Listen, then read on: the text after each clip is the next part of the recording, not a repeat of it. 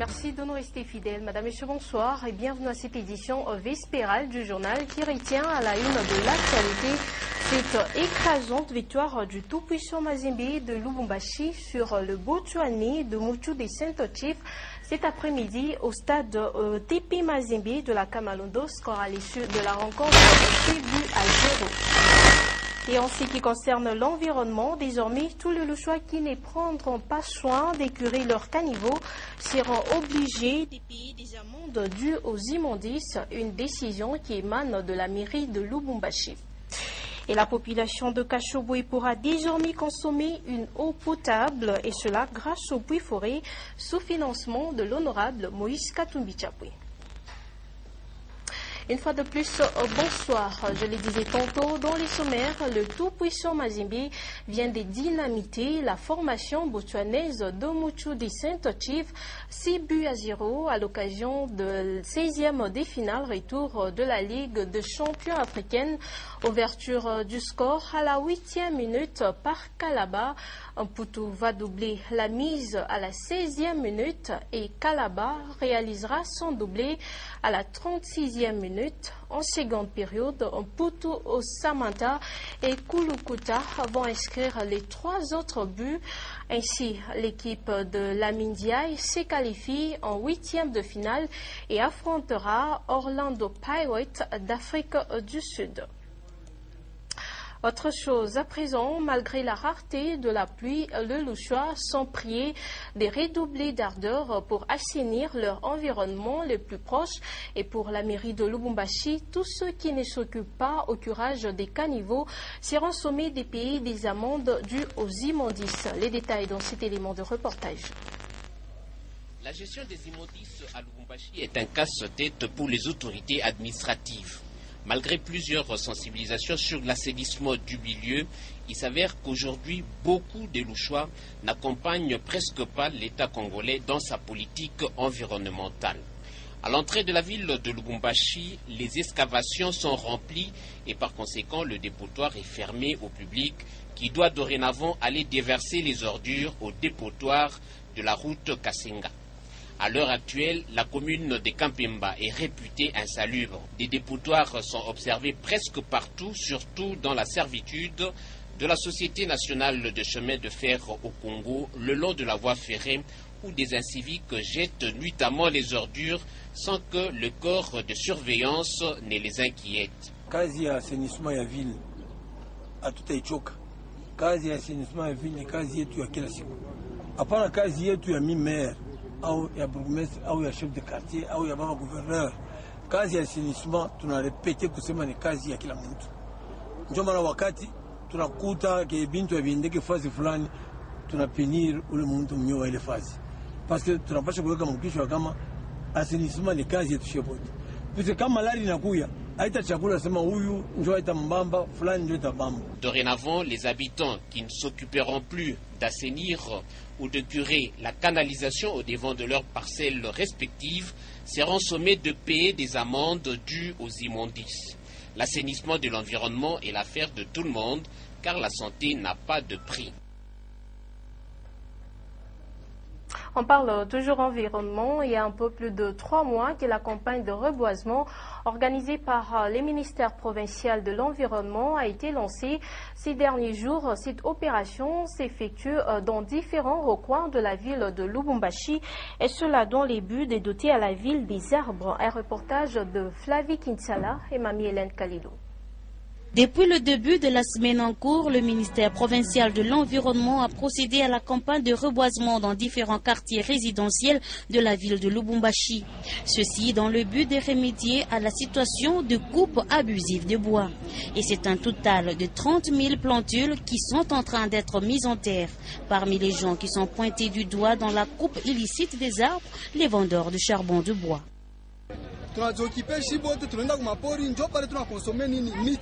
tunaanza konsome miti si bote, tunaingia makala, population yote inaingia mu makala parce que tunakuya hatuna na kazi ya kutumika ingine. Le coordinateur urbain de l'environnement explique quant à lui la réglementation dans ce secteur. Chaque année, il y a une campagne de reboisement qui débute le 5 décembre de chaque année comme je dis. Donc, du 5 décembre jusqu'au mois de mars à la fin, où il y a des pluies, l'environnement reboise. Nous reboisons avec le concours de toute la population, y compris les élèves, y compris les étudiants, y compris les travailleurs. C'est-à-dire chaque année, le ministère de l'Environnement met à la disposition de la population des quantités de plantures pour lutter contre le reboisement qui avance. Mais un autre fait à relever, c'est l'abattage des arbres abusifs. C'est lui qui veut avoir un arbre, même s'il l'a planté lui-même, il doit requérir une autorisation auprès de l'État. L'État, c'est le service attitré de l'environnement qui délivre une autorisation, qui envoie les inspecteurs pour voir si cet arbre nécessite qu'il soit réellement abattu ou pourquoi. À ce moment-là, la personne peut payer ou ne pas payer, ça dépend du danger que l'arbre représente. Il est à noter que les arbres sont d'une grande importance dans la vie de l'homme, d'où l'importance pour les Louchois d'accompagner le gouvernement provincial dans cette tâche. Et certaines avenues de la ville de Lubumbashi sont en état de délabrement très avancé et nécessitent une réhabilitation rapide vu qu'elles sont sollicitées par plusieurs personnes. C'est le cas des avenues Polo, Tchangalele, Luvungi et Kasangulu dans la commune de Lubumbashi. Un reportage de Tatiana Andila et Léon Magloire Monga. Les efforts fournis par le gouvernement provincial du Katanga en ce qui concerne la réhabilitation de plusieurs artères à Lubumbashi sont énormes et même visibles. Mais il est de ces avenues qui sont en pleine détérioration à certains endroits, cas de l'avenue Tchangalele à hauteur de l'arrêt Don Bosco. Ici, l'eau qui est l'ennemi première de la pluie y coule chaque jour. Et si l'on y tient garde, cette avenue sera coupée en deux. Quant à l'avenue Mpolo, toujours dans la commune de Lubumbashi, l'on constate la présence des flaques d'eau. Et il est difficile de conduire sur cette artère pouvant décongestionner l'avenue de la Révolution lors des multiples embouteillages. Un certain temps, on a constaté qu'il y a de l'eau qui passe régulièrement sur cette route-ci. Et quand on a essayé de chercher d'où venait cette eau, on a trouvé que ça venait de la régie des eaux, à partir de l'avenue Tchangalele, là où il y a, je sais pas, le puits de la régie des eaux là en haut.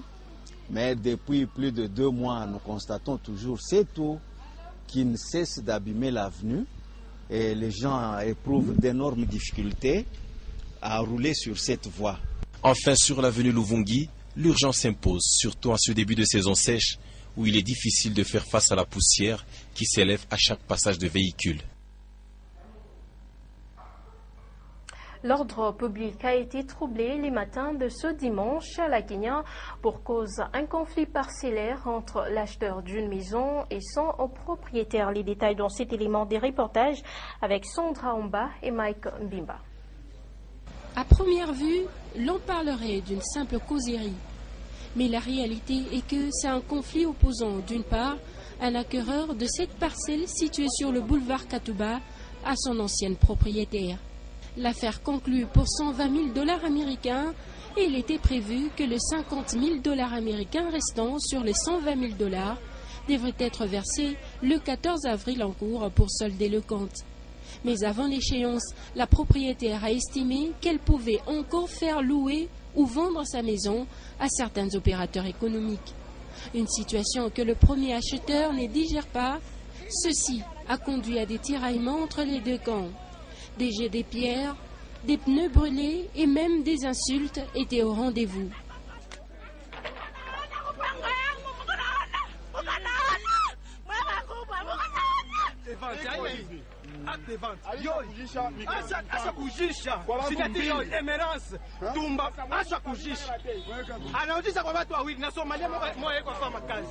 anakuya famille présidentielle aite jia batuwe shitu kwa société gardiennage respectable angalia ma service yetu yo tuko nafanya nini ni tuko na contrat na client mwenye mpango la lisha makota yake ni ngapi 120 000 $ yo. Pour éviter les pires, un groupe des agents de sécurité qui étaient sur place a maîtrisé la situation et séparé les deux familles.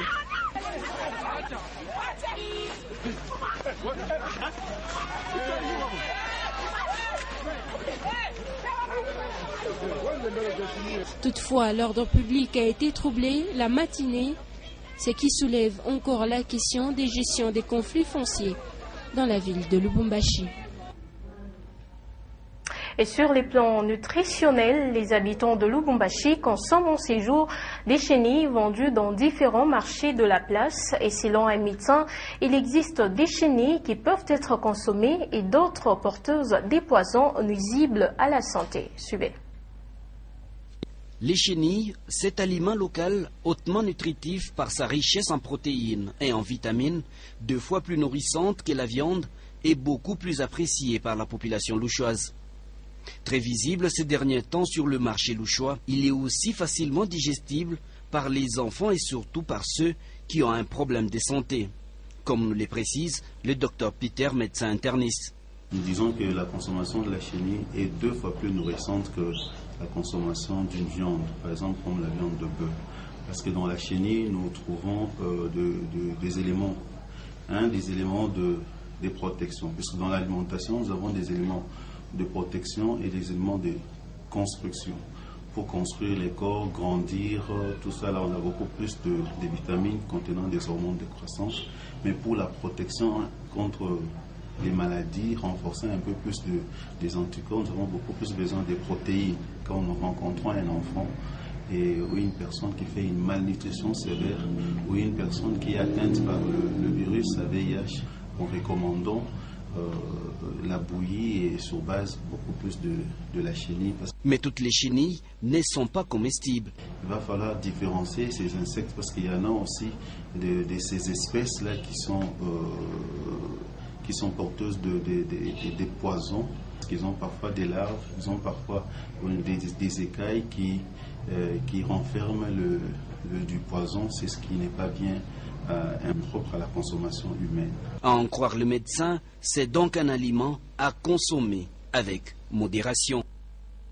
C'était là un reportage de Victorine Nyongoni et Refin Kibambe. Et les habitants de Kachobwe sont suffisamment desservis en eau potable. Plusieurs puits ont été forés pour permettre à ces habitants de consommer une eau potable. Fanfan Piana et Jean-Claude Mbal. Pour lutter contre les maladies hydriques, l'honorable Moïse Katumbi Tchapoué a songé également aux habitants de Kachobwe en leur procurant de l'eau potable. Plusieurs puits ont été forés dans beaucoup d'endroits stratégiques de ces cités riveraines pour permettre à tous les ménages de s'approvisionner en cette denrée. Bien avant que le gouverneur Moïse Katumbi Tchapoué n'assiste cette communauté, elle s'approvisionnait en eau de la rivière Luapula, avec comme conséquence des maladies d'origine hydrique. À ce jour, les responsables de santé publique de Kachobwe témoignent que toutes ces maladies ont été éradiquées dans leur environnement. Ici, dans Kachobwe Centre, il n'existe plus une seule personne qui puisse se trouver à plus de 15 minutes d'un puits d'eau. Donc on a essayé de disséminer les puits sur l'ensemble de Kachobwe Centre de manière à ce qu'aucune personne ne soit éloignée de plus de 15 minutes d'un puits d'eau. Le gouverneur a encore ouvert une unité de traitement de l'eau au port. À ce moment-là, on capte directement l'eau de la Luapula et on la traite pour la rendre en fait potable. Et cette unité de production est en train de produire 1500 litres d'eau potable par jour. Et puis les secteurs agricoles dans le Luapula se développent petit à petit dans cette partie de la province du Katanga. Les villageois regroupés en coopératives sont appuyés par des équipes d'agronomes qui les encadrent dans leur activité. Fanfan Piana et Antoine Roger Mbouimouamba. Dans les secteurs de Luapula, plusieurs villages vivaient de l'agriculture de subsistance. Jadis, la population de cette contrée s'adonnait beaucoup à la pêche, considérée comme activité principale, et l'agriculture s'appliquait sur un petit lopin de terre. À l'aide des houes, à chaque récolte, elle se suffisait d'un maigre rendement. Il a fallu attendre plusieurs années après l'avènement du gouverneur Moïse Katumbi Tchapoué pour enfin vivre la mécanisation de l'agriculture. Et au même moment, les routes des dessertes agricoles sont réhabilitées pour permettre aux agriculteurs d'acheminer leurs produits vers les centres de consommation. Organisés en coopérative, les agriculteurs de la Luapula sont dotés de tracteurs. À chaque saison culturelle, c'est beaucoup d'hectares de maïs, de riz et autres qui sont cultivés. Petit à petit, la population de cette partie du Katanga prospère grâce à l'agriculture mécanisée. Et de moins en moins, cette population riveraine n'importe plus la farine de maïs qui généralement provenaient de la Zambie voisine. Malheureusement, cette saison, des fortes pluies ont inondé des vastes étendues de champs et la récolte risque d'être moins bonne par rapport aux années antérieures. Mais là où le niveau d'eau n'a pas causé préjudice, la moisson semble bonne. Les plantes portent des gros épis qui, une fois à l'étape de maturité, compenseront la sueur des laboureurs. Revenons encore sur ce match qui a eu lieu cet après-midi au stade Tepi Mazembe de la Kamalondo entre le tout-puissant Mazembe de Lubumbashi et les Botswanais de Moutchou de Saint-Chief. Je vous rappelle que le score final a été de 6-0 en faveur des Mazembe. Gaylor Constant Mouipo. 6-0, le tout-puissant Mazembe Nglebe réédite l'exploit de l'année 2012.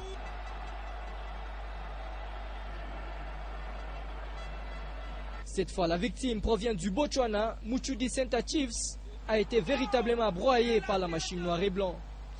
Et pour donner le premier coup de marteau, c'est Kalaba qui s'invite sur le centre du Kaiser Patou Kabangu, déposé sur sa tête. La danse de l'international zambien augure un grand festival début. 16e minute, le maestro, comme on l'a surnommé, est fauché dans la surface de vérité. L'arbitre nigérien Iker Edile indique le point de pénalty. Et c'est le capitaine Trésor Poutou qui prend ses responsabilités. Il tire et marque. La complicité Mputu Kalaba produira un autre but à la 36e minute. Renford signe ainsi son doublé dominical et place les scores à 3-0 à la mi-temps. Au retour, les hommes de la Mindia gardent le même régime. Illustration, la frappe de Bwanali Samata trouve la lucarne à la 59e minute. Le message est capté, le Tanzanien a soif de but et il sera exactement soulagé 10 minutes plus tard, reprenant le tir de Kalaba qui avait bondi sur le gardien Botswani. L'international tanzanien inscrit le 4e but. Puis ça sera 5-0 quand le capitaine de Kobo, servi par Ilongo, surprend tous les stades. Son tir puissant à l'entrée du grand rectangle finit sa course dans la cage adverse. En langue espagnole, on parlerait de la manita, le 5 doigts d'une main. Or, Kulukuta, tout défenseur aura sa place au royaume des buteurs. 86e minute, d'un lob spectaculaire sous la passe d'Assanté. Il conclut ainsi le festival offensif anglebertois en jouant à une guitare imaginaire, comme qui dirait c'est l'instrument qui manquait à la fête. Et tout ceci au grand bonheur de son président Moïse Katumbi et tout le temple de Badiangwena. Et Mazembe s'invite tranquillement en 8e de finale où le prochain adversaire se nomme Orlando Pirates d'Afrique du Sud. Alors que le Toubaou est chanté. Et on nous propose encore un autre élément, toujours concernant les sports, mais cette fois-ci, c'est le président Moïse Katumbi Chapwe qui s'est exprimé au micro de nos confrères du desk sportif. Suivez.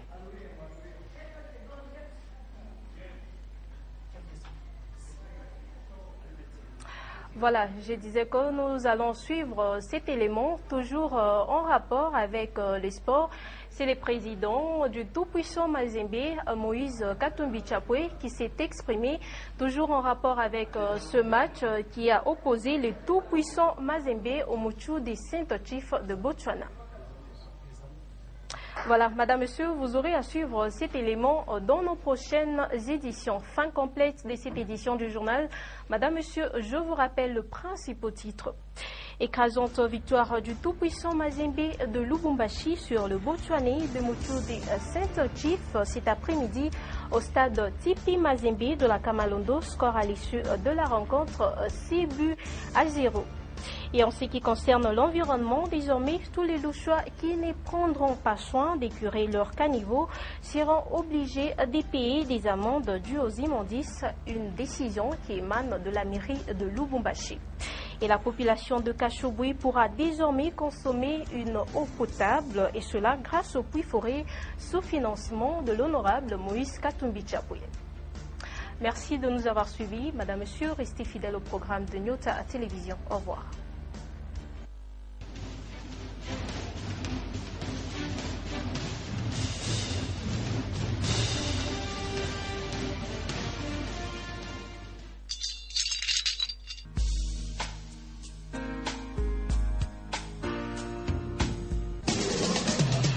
Programmation musicale, voice track, gestion publicitaire. Nyota FM. Et un support technique, c'est sur Nyota. Écoutez, c'est une nouveauté.